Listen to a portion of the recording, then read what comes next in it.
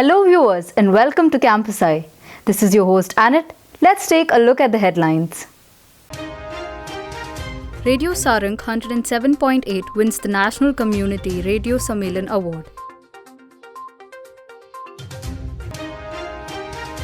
The Department of Economics organized a national-level intercollegiate fest Eknovanza to promote the saving of resources. With the new amendments made to the Motor Vehicles Act in 2019, Campus Eye looks into ways of adapting to the new traffic rules and regulations. Stories in detail. With 2019 being its decennial year, Radio Sarang wins the National Community Award in the Most Creative category for the program Antara Belaku in the conferring of the 7th National Community Radio Award. A memento was handed over to Father Melvin Pinto, Director of Sarang, by Prakash Javadekar, Minister of Environment, Forest and Climate Change. Sarang, managed by the Jesuit Society, is run by St. Aloysius College. It is a community participating radio. More than 95% of the content is produced by and within the local community or by health and legal worker communities. I consider this award as not something which has come to me personally, but it has come to the team, Radio Sarang, for the work the Radio Sarang is doing among the underprivileged and the ordinary people. And then, as you may know already, this program focused on the blind people, those people who cannot really see through their eyes, but they do see through their inner eyes. And that's why we titled this program as Antara Belaku. Antara Belaku means inner light. So these are the people, though they cannot see, they see through their inner light, and they have made their ears as their eyes. That means they don't see, but they hear, and hearing itself becomes their sight. Radio Sarang ತನ್ನ 10ನೇ ವರ್ಷವನ್ನು ಪೂರೈಸ್ತಾ ಇದೆ. ಅಂದರೆ ದಶಮಾನೋತ್ಸವದ ಸಂಭ್ರಮದಲ್ಲಿದೆ. ಈ ಸಂಭ್ರಮದಲ್ಲಿ ನಮಗೆ ರಾಷ್ಟ್ರೀಯ ಪ್ರಶಸ್ತಿ ಬಂದಿದೆ ಅನ್ನೋದು ಬಹಳ ಸಂತೋಷ, ಹಾಗೆ ನಮ್ಮ ಜವಾಬ್ದಾರಿಯನ್ನು ಮತ್ತಷ್ಟು ಹೆಚ್ಚಿಸಿದೆ. ಸಾರಂಗದ ಕೇಳುಗರು ಅನ್ನುವಂಥದ್ದು ಕೂಡ ಅದೇ ರೀತಿಯಲ್ಲಿ ಬೆಳೆದುಕೊಂಡು ಬಂದಿರುವಂಥದ್ದು. ಈ ವಾಯ್ಸ್ ಫಾರ್ ವಾಯ್ಸ್ಲೆಸ್ ಅಂತ ಏನು ಹೇಳ್ತೇವೆ, ಒಂದು ರೀತಿಯಲ್ಲಿ ಯಾರಿಗೆ ಧ್ವನಿಯನ್ನು ಕೊಡಲಿಕ್ಕೆ ಆಗೋದಿಲ್ಲ ಅಂಥವರ ಧ್ವನಿಯಾಗಿ ರೇಡಿಯೋ ಸಾರಂಗ್ ಕೆಲಸವನ್ನು ಮಾಡ್ತಾ ಇದೆ.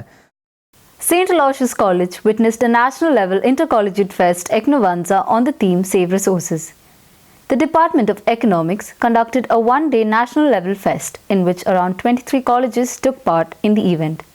Dr. Shripati Kaluria, Finance Officer and Professor of Economics, Mangalore University, was the chief guest of the program. The fest had 10 different competitions followed by a fashion show. When it comes to road safety in India, discipline is very imperative, and the rising vehicle population has increased the number of fatalities and injuries from road accidents. The 2019 amendments in the motor vehicle laws aims to reduce the number of road accidents by 2020.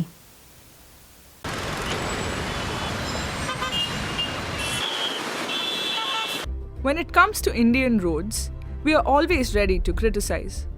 But how often do we take the time to abide the traffic rules and regulations? With the rising level of road accidents, it was about time that stricter rules and regulations came into play. After a long wait of 3 years, the Parliament earlier this month passed the proposed amendments to the 30-year-old Motor Vehicles Act, after which it received the President's assent on 9th August. This is a much-needed change as India needs to keep up with the rapid urbanization that is leading to severe road congestion in most cities. Here's a list of penalties traffic rule violators may have to pay under the Motor Vehicles Amendment Bill of 2019. Using handheld phone or jumping traffic lights would attract a penalty of Rs 5,000 and a jail term of up to 1 year. Under Section 178 of the Motor Vehicles Amendment Bill, travelling without a ticket will cost you a fine of Rs 500. Under Section 178 of the Motor Vehicles Amendment Bill, if you are caught disobeying the orders of authorities, you will be fined Rs 2,000, while the old penalty stood at Rs 500.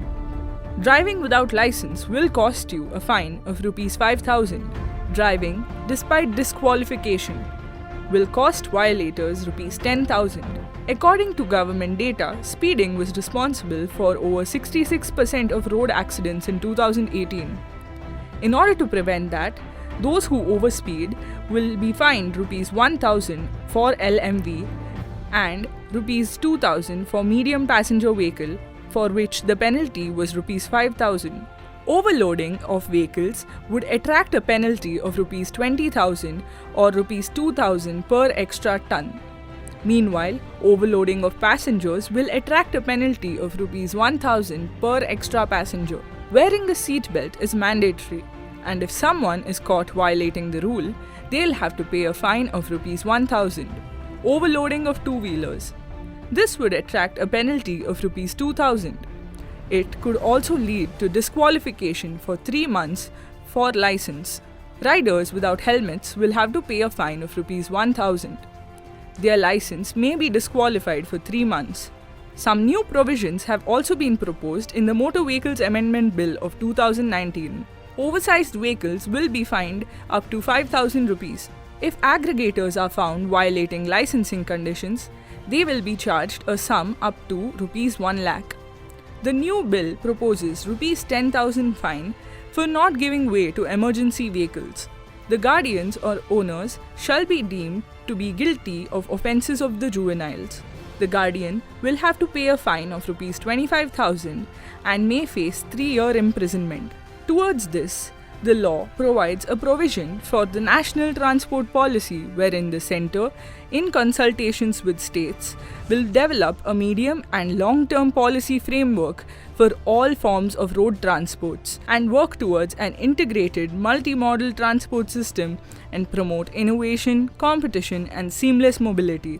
The main aim of impositions behind the new law isn't to simply instill a fear of paying a fine among citizens, but to raise their awareness about the duty of citizens to abide by the traffic rules and assure the safety of Mangalore City. We would like to thank the Traffic Police of Mangalore City who work tirelessly towards making our roads a safer place. We'll be right back after a short break.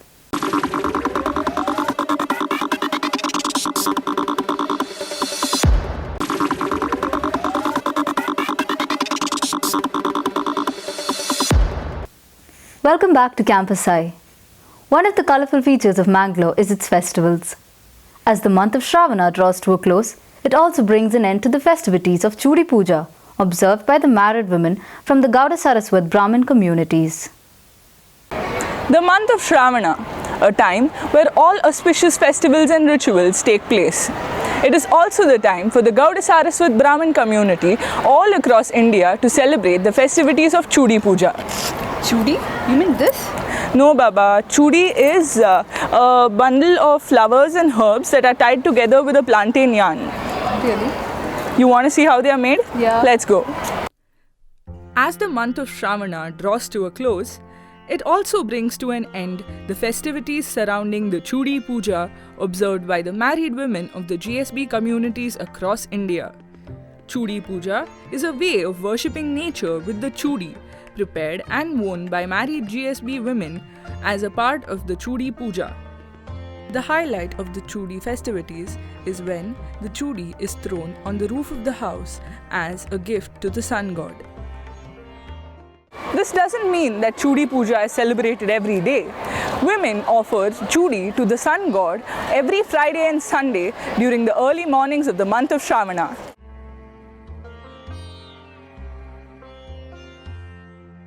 Chudi usually comprises of locally available flowers like Ratnagandhi, known as peacock flower, Sugandhi, known as ginger lily, Karvira, known as yellow oleander, and Ratna Pushpa, known as pagoda flower. Herbs like Durve, Anvali, Majranankut are combined with these flowers.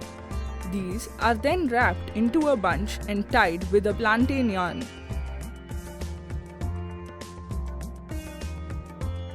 The combination may vary from region to region. The veedu comprises of 2 betel leaves and a betel nut wrapped and folded into a bundle. This element is considered as a token of respect and is offered along with the chudi.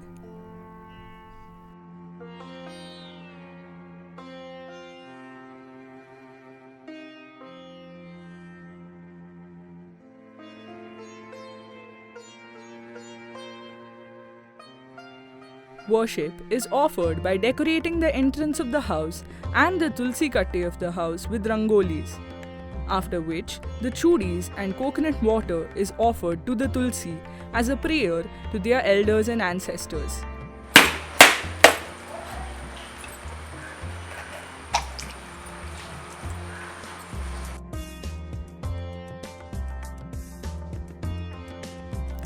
The chudi is also offered to the threshold of the house. The Ganga Pooja includes the worshipping of the house well, praying that the source of water may never go dry. फुडली कालांतू पावसाळी म्हणटाना पुरा घरांतू भितर येशे बायल मनशान भायर वच्ची म्हणून नासिले ते आतां त्या नव्यान पुणी एक चूडी दिवन मलगडेल घरा वच्चेक घरा दकून भायर पडचेक एक चान्स मेळटा म्हणल्यार खातीर आमी ते श्रावण मासांतू चूडी पुजूचे फूड दकून तेंची क्रम. The first chudi ceremony of a newly married woman is celebrated with great pomp, where the chudi is presented to the husband and elders in the family as a mark of respect. Chudis are then exchanged between women and are also sent through post to relatives residing in distant locations. Shravana is also the month which sees a variety of mouth-watering sweets prepared. During Chudi Pooja, such sweets are offered as nevedya, which are later savoured as prasad. We hope that this teaches you more about the flowers and herbs used in the chudi. With the festivities of Janmashtami across Mangalore, let us take a look at a traditional meal served on a banana leaf during this festival. Janmashtami marks the birth of Lord Krishna, believed to be the 8th avatar of God Vishnu. The annual Hindu festival, also known as Gokulashtami, is celebrated with pomp and fervour in various parts of the country. The festivities of Janmashtami in Mangalore bring forth a wave of grandeur and culture, and nothing marks South Indian traditions better than eating on a banana leaf. Banana leaves contain large amounts of polyphenols that are natural antioxidants. The food served on the banana leaf absorbs the polyphenols, which are said to prevent many lifestyle diseases. To start off the meal is tausha hullel, a cucumber chutney made with raw cucumber pieces mixed with spicy coconut masala paste. Mugadali usli is a split mung bean stir fry that is seasoned with generous amounts of grated coconut to make it mushy, spicy and sweet. With steaming hot rice on the side, the chana saru and chana uppkari, which translates to a stew, and palya comprising of the same core ingredient, black chickpeas.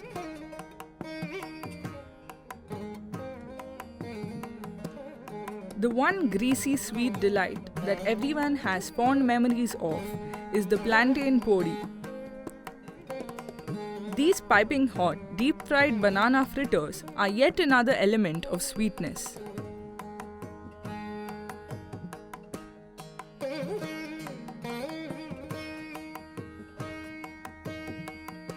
Kara Unda is mostly prepared by Mangaloreans in many Konkani households. And to top it all off, the Panchakajai or the Panchkadai is prepared on certain auspicious occasions like Krishna Janmashtami as an offering. A hearty and warm meal that brings together the true essence of Janmashtami, savouring these delights on a banana leaf makes it all the more tasty. Post the Janmashtami celebration arrives the exhilarating spirit of Mosaru Kudike. Watch as Mangalore city gathered in all its glory and soaked in the Mosaru Kudike celebrations. Mosaru Kudike, observed on the second day of Sri Krishna Janmashtami, is a celebration that comes a day after Krishna Janmashtami, aiming to commemorate the childhood of Lord Krishna. sea of people witnessed the Mosaru Kudike, commonly called the Vittalpindi in Mangalore. Vittalpindi is also known as Sri Krishna Leelotsavas, and the procession is dedicated to the Leelas of Sri Krishna, especially those of his childhood. The colourful procession drawing of chariots, Hulivesha, dance, music and fireworks are highlight of the evening. Tableaus representing episodes from the life of Sri Krishna is part of the procession, while even some mythological characters take the stage on the moving trucks.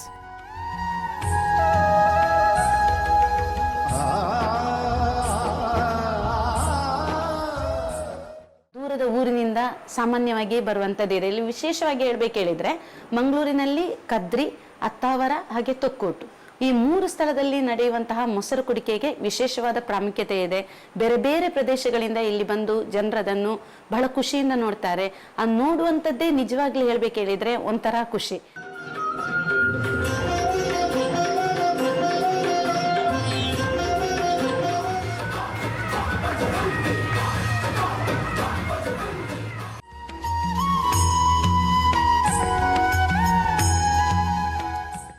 The devotees of Krishna celebrated Mosaru Kudike by building huge wooden frames that rise to a height of 15 feet, onto which they hang colourful pots filled with curd, milk and coloured water.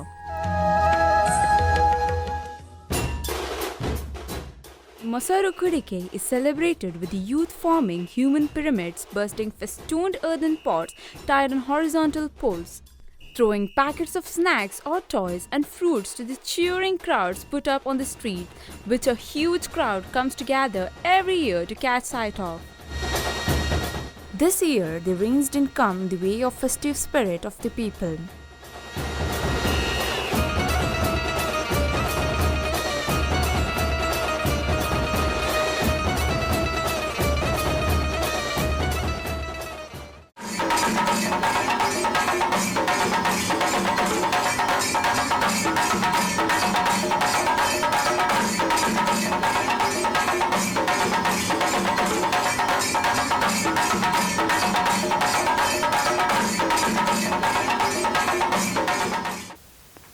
Isn't it ironic that the traditional festival of Ganesh Chaturthi is celebrated with non-traditional idols made of harmful chemicals and synthetic paints?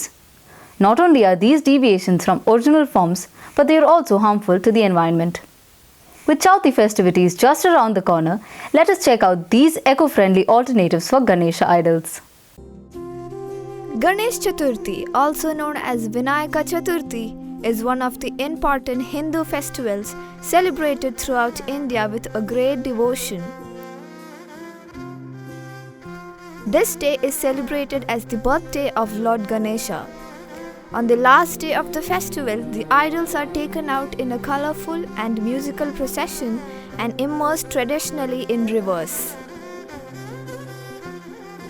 Amidst the celebration, people forget that these articles of devotions are left abundant in the water bodies, creating the issue of water pollution, which is often overlooked by the civilians.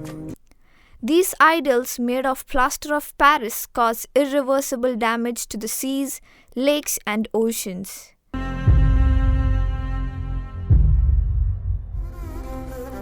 Few responsible people are opting for eco-friendly Ganeshas as a step towards a cleaner and greener Ganesh Chaturthi.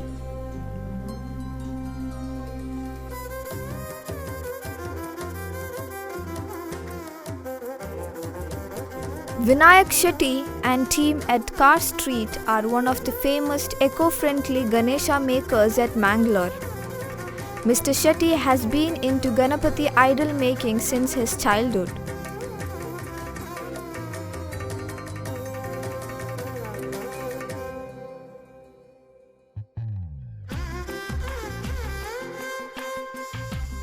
The process of making the idols involve molding the clay, heating and finally giving various colors to it.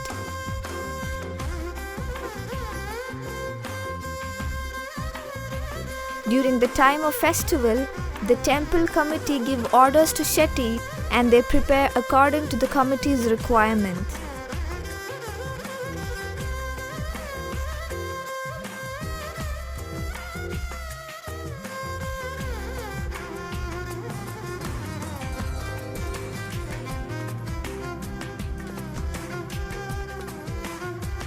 ಕಳೆದ 29 ವರ್ಷಗಳಿಂದ ನಾವು ಗಣಪತಿ ಹಬ್ಬದ ಸಲುವಾಗಿ ರಚಿಸಲ್ಪಡುವ ಮಣ್ಣಿನ ಮೂರ್ತಿಯನ್ನು ಇಲ್ಲಿಂದ ತಯಾರಿಸಿಕೊಡ್ತಾ ಇದ್ದೇವೆ.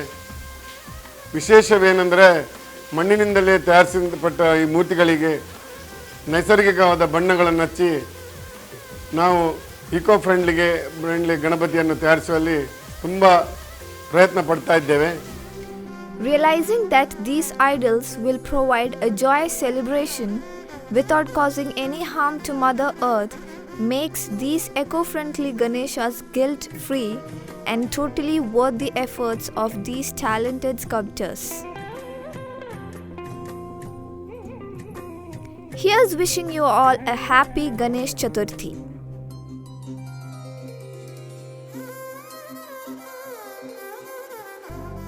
Thank you for watching. Stay tuned for more episodes.